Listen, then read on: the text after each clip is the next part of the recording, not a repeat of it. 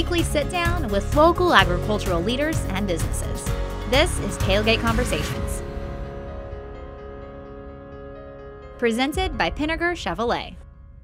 As you know, we like to talk about tailgates here on the show, and we are here at your parts counter. This is your tailgate. Yes. So take me through how all this got started. Well, my father started the business back in 1969, and so S&H was founded by my father, Wayne, and my mother, Shirley, and my uncle, which is my father's brother-in-law, Irwin Hedeman, and that's where the S&H came from, Schnelly and Hedeman. And they just found the need, they had the need for equipment on their farm and products on their farm, and at the time they were needing grain bins and buildings.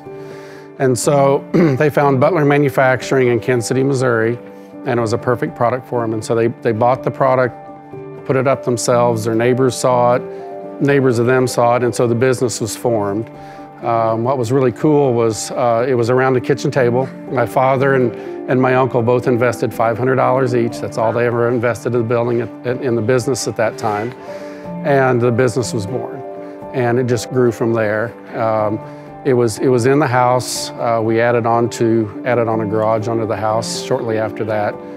The joke always was that the car was parked in there once. They pulled the car out, and that became the shop office. And it was kind of cool growing up. I was 4 or 5 at the time, and I'd be riding my tricycle around, and customers would be coming in and buying stuff. And I still, when we have open houses today, people come in here like, I just remember when you were little and running around. And so it's really cool to hear those stories of when the business first started. But eventually the business grew, and we built a building on my uncle's land where we're at in Lockwood right now.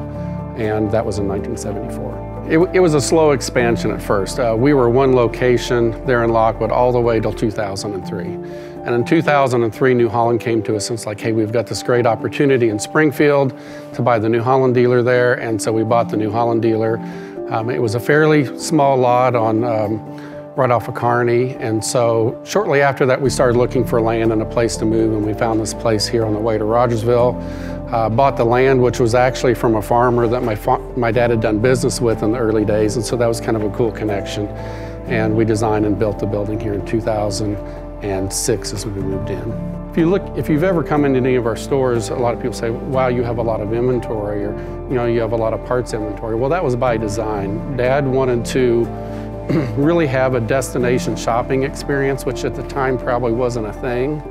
But we always laughed. People would call Lockwood and they would say, hey, we're coming to Branson and we're going to stop by. Do you have this? I want to look at it. And so it was kind of a honey, I'll take you to Branson, but we got to stop by S&H and drive through their lot. Every wife's dream. Yeah, exactly.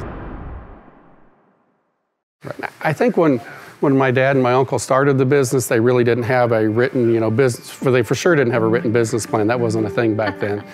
Back in the 70s, there wasn't a lot of pricing. Of course, there wasn't online, but there wasn't a lot of pricing in newspapers, and there was a lot of smoke and mirrors and bait and switch with pricing. And as a farmer, he didn't like that. And so he said, I'm just going to have upfront honest pricing. And we started putting pricing in newspapers, and if you're too afraid to put a price in the paper, it must not be a good price. And I think one of the most important things that my father always believed in was the S&H team. You've got to have the right people in place to be able to connect with our customers. And even today, there's a lot of our team members that have grown up on a farm, still live on a farm, they still have cattle on the side.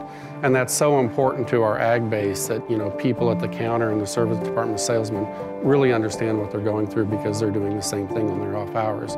And we also have a lot of employees that run our lawnmowers and side-by-sides, and so we really try to have a great team here. And we also have a lot of people that have worked here 10, 15, 20 years that have lots of experience, not only at S&H, but in the industry. And that really makes a difference when you're talking about customer experience and how customers are being treated and how things are getting fixed in a timely manner. So. Well, when we're talking about the ever-growing and ever-changing agricultural community, we're talking about innovation at its finest. But what's cool about what you offer is local, and you're staying tried and true to your customer base. What does it mean to you to serve local and serve your neighbors?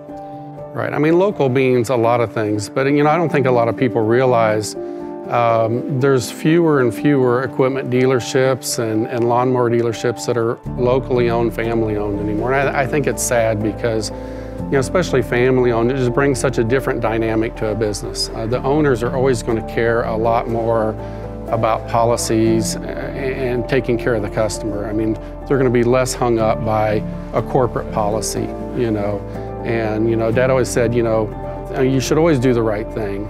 But, a lot of times, most all the time, the right thing is it costs money. And so in a corporate world, they're like, we don't want that flexibility because there's a cost to that.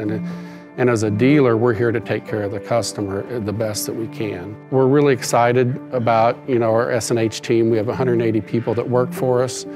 And, anytime when you buy local, you just reinvest back in the local economy. And I think that's a great thing.